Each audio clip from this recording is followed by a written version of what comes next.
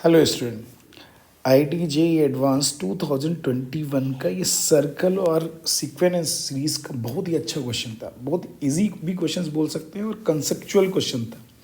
ठीक है, बहुत ही प्यारा क्वेश्चन बोल सकते हैं। ठीक है, सॉल्व करने में बिल्कुल मज़ा आ जाएगा। और देखो क्वेश्चंस की जो फ्रेमिंग की गई है ना, वो ऐसे की गई है, जैसे मैं बार बार बोलता हूँ कि ऐसी फ्रेमिंग की गई है जिससे बच्चे क्वेश्चंस देखें और उनको थोड़ा सा डर लगे।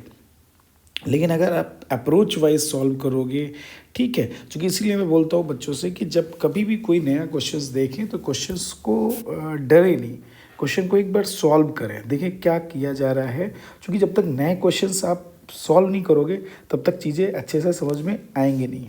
ठीक है, तो इस क्वेश्चंस के लिए हम लोग बढ़ते हैं। इस क्वेश्चंस की तरफ देखते हैं। तो कोई इसमें क्या कह रहे हैं, let M X comma Y R cross R, यानी कि इसका मतलब एक्स और वाई प्लेन पे दिया हुआ है, एक्स वाई प्लेन पे x square plus Y square less than are equal to r given है। Where r greater than zero consider the geometric progression. अब देखो इन्होंने सर्कल और ये सीक्वेंस सीरीज का बहुत ही बढ़िया एक तड़का लगा दिया है। ठीक है, तो ये तड़का प्रॉब्लम बोल सकते हैं इसको। Consider the geometric progression A N 1/2n-1 n is equal to 1 2 3 से लेके s नॉट इक्वल टू 0 दिया हुआ है and n greater than are equal to 1। Let S N denote the sum of the first n terms of this progression. For n greater than or equal to 1, let Cn denote the circle with center Sn minus 1 equal to 0 and radius कितना given है, An दिया है, and Dn denote the circle with center Sn minus 1 and radius An दिया हुआ है। अब देखिए इस क्वेश्चन में कह रहे हैं consider R is equal to, ये वैल्यू दी है, let K be the number of all those circles Cn that are inside M के इनसाइड आ रहे हैं। Let L be the maximum possible values number of circles among these K circles such that no two circles intersect then. अब देखो ये question दिया है, question जब स्टूडेंट पहली बार देखेगा तो सीरियसली इस क्वेश्चन में उसे डर लगेगा। लेकिन अगर आपने देखो बोला कंसेप्चुअली, अगर क्वेश्चंस पे चलते हैं। अब देखो इन्होंने ये बोल दिया कि एक सर्कल M दिया हुआ है जिसका इक्वेशन है X square plus Y square is equal to M square. हमने एक सर्कल के लिए बात कर ली, हमने कहा भाई एक सर्कल गिवन है, देखो ये कोई एक सर्कल हमने बना दिया। ठीक है, इस सर्कल के लिए हमने बात कर लिया, ये कोई एक सर्कल गिवन है। ठीक है, अब ये सर्कल गिवन था। अब सर्कल जब गिवन है तो ये एक सर्कल गिवन था। अब जैसे ये सर्कल गिवन है तो इन्होंने बोल दिया कि यहाँ पे x square plus Y square is equal to कितना गिवन है आपका, ठीक है, आर स्क्वायर गिवन है। इसकी रेडियस कितनी आ जाएगी, आर आ गई। सेंटर कितना आ गया, 0,0 गिवन है। ठीक, अब देखो इन्होंने क्या कहा कि ये एम एक सर्कल गिवन है। Consider the geometric progression A N 1/2 की पावर n माइनस 1, एन की वैल्यू यहाँ से यहाँ तक दिया हुआ है। अच्छा, let S N denote the sum of first N terms. तो सबसे पहले हम एस एन बात कर लेते हैं, जिसका फर्स्ट टर्म कितना दिया है, यानी एन टर्म्स दिया है। तो एस एन के लिए बात कर लेते हैं। तो एस एन के लिए अगर हम बात कर ले रहे हैं तो एस एन का मीनिंग क्या आ जाएगा, सिग्मा ए एन आ जाएगा। और सिग्मा ए एन की जो वैल्यू आ जाएगी, एन इज इक्वल टू कहाँ से लेके 1 से लेके कहाँ तक, एन तक। तो सिग्मा ए एन के लिए अगर हम बात कर ले रहे हैं तो ए एन के लिए बात कर ले रहे हैं तो 1/2 की power n minus 1, N is equal to 1 to कितना आ जाएगा, एन आ जाएगा। तो अगर हमने यहाँ पे वैल्यू रख दी तो 1 प्लस 1/2 ऐसे कहाँ तक ये value 1/2 to power n minus 1 आ रही। तो total number of terms n आ जाएंगे। जीपी का सीरीज का समीशन लगा दे रहे हैं, A 1 minus 1/r to power n minus 1, sorry कितना आ जाएगा, total number of terms n आ जाएंगे। तो यहाँ पे total number of terms n 1/2 to power r n, और ये कितना आ जाएगा 1 माइनस 1/2 आ जाएगा। तो जब इसको हमने सॉल्व कर लिया तो इसकी value 2 times 1 minus 1/2 to power कितना आ जाएगा, n आ जाएगा। ये हमें एस एन मिल गया। फिर कह रहे हैं C N denote the circle with centre कितना गिवन है, एस एन माइनस 1 दिया हुआ है। तो सी एन की जो वैल्यू आ जाएगी, उसका जो सेंटर है वो एस एन माइनस 1,0 आ गया। अगर हम ये बात करें तो इसकी वैल्यू आ जाएगी, ठीक है, 2 times 1 minus 1/2 to power n minus 1, चूँकि एस एन माइनस 1 की वैल्यू ये आ गई और ये 0 आ गया। अब देखो अगर इससे देखें और इसकी जो रेडियस गिवन है, वो जो रेडियस गिवन है वो ए एन गिवन है। ठीक है, एन देखो यहाँ पे गिवन है, ठीक, एन टर्म्स, एन रेडियस कितना गिवन है, ए एन गिवन है। तो इसका जो आर एन आ जाएगा सर्कल के लिए आर एन के लिए बात कर ले रहे हैं, तो आर एन की वैल्यू कितनी आ जाएगी, ए एन आ जाएगा। ए एन का मतलब कितना आ जाएगा, 1/2 अब जरा समझते हैं इस क्वेश्चन को। अब आपने कहा C1, एक सर्कल C1 गिवन है। C1 के लिए अगर हमने बात कर ली तो C1 का मतलब कितना आ जाएगा, S0, और S0 की वैल्यू 0 दी है तो इसकी वैल्यू 0, आ गई। उसके करस्पॉन्डिंग अगर हम रेडियस निकालें तो R1 की वैल्यू निकालें तो यहाँ पे वैल्यू इस जगह पे वैल्यू रखेंगे, तो यहाँ पे वैल्यू रखोगे तो इसकी वैल्यू कितनी आ जाएगी, 2 की पावर 1 - 1 0, तो ये 1 आ जाएगा। R1 की वैल्यू 1 आ गई। फिर इसके बाद हमने किसके लिए बात कर ली, C2 के लिए बात कर लिया। C2 के लिए वैल्यू कितनी आ जाएगी, S1, 0। अब S1 की वैल्यू अगर हम फाइंड आउट करें तो इसका मतलब यहाँ पे रख दे रहे हैं, Sn - 1 दिया हुआ है, Sn यानी कि यहाँ पे n की जगह हमने 1 रख दिया, तो 1 रखेंगे तो ये 1/2 - 1, तो इसका मतलब 1/2 × 2 यानी 1, 0 आ जाएगा। और R2 के लिए बात कर ले रहे हैं तो यहाँ पे हमने वैल्यू रख दी है, 2 रख दिया, तो 2 - 1 यानी 1 आ गया, तो ये वैल्यू कितनी आ जाएगी, 1/2। ऐसे 2-3 सर्कल के लिए बात कर ले रहे हैं। C3 के लिए बात कर ले रहे हैं तो इसका मतलब कितना आ जाएगा, S2, 0, और इसकी वैल्यू अगर हम यहाँ पे क्या पुटअप कर दे रहे हैं, 2 रख दे रहे हैं, तो ये 1/4 आ जाएगा। तो 2 × 3/4, तो ये वैल्यू कितनी आ जाएगी, 3/2 आ जाएगी। वैल्यू कितनी आ जाएगी, तो 3/2, 0 आ गया।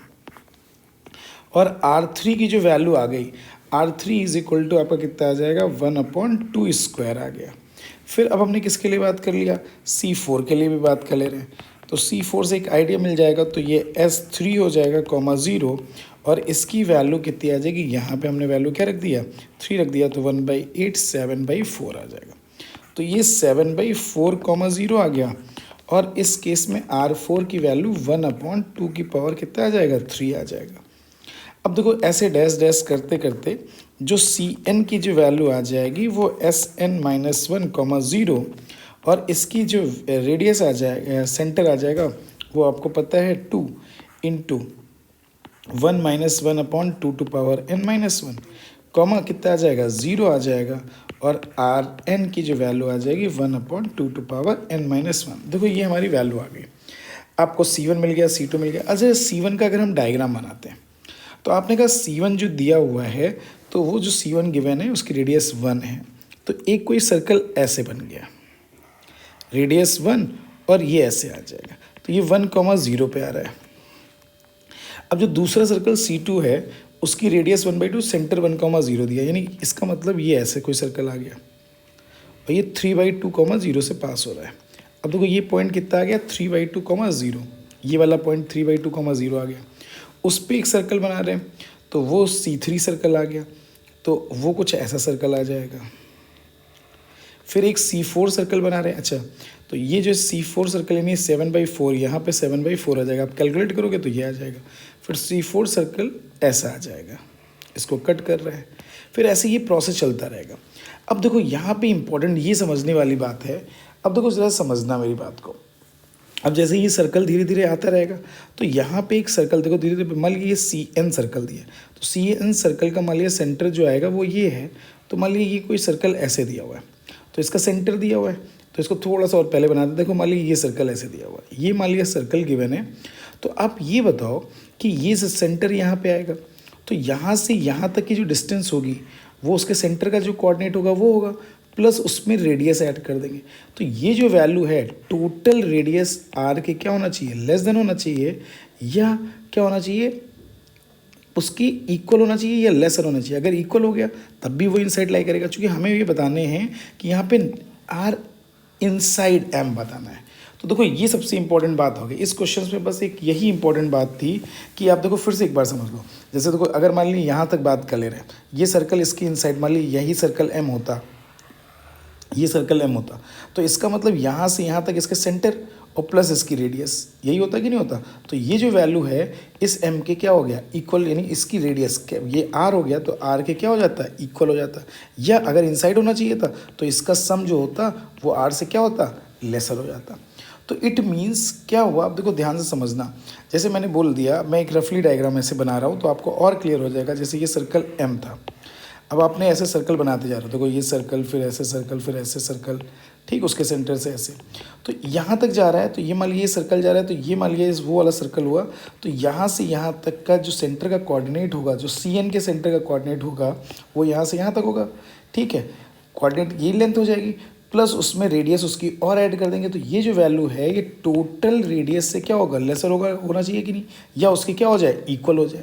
ठीक है, तो इसी बात का हमें ध्यान रखना है। तो आपने बोल दिया अकॉर्डिंग, यानी फॉर, ठीक है, हमें नंबर ऑफ सर्कल निकालने हैं which in lies inside the circle.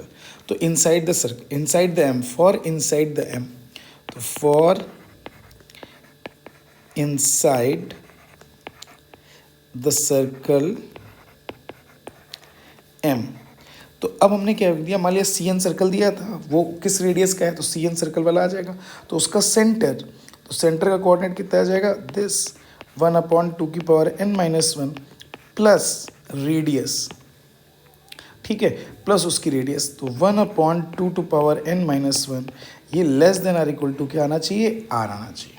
ठीक है, तो अब जब हमने इसको सॉल्व किया तो ये कितना आ जाएगा, 2 माइनस ये आ जाएगा 1/2 less than are equal to r आ जाएगा। अब लेकिन क्वेश्चन में जो गिवन है, अब देखो अच्छे से समझना भाई, क्वेश्चन में आर की वैल्यू कितनी दी है, ये गिवन है। तो यहाँ से अगर हम बात कर लेते हैं तो 2 minus R is less than 1/2 आ गया। तो 2 माइनस कितना आ जाएगा, 1023/513, यही है, ठीक, हाँ 25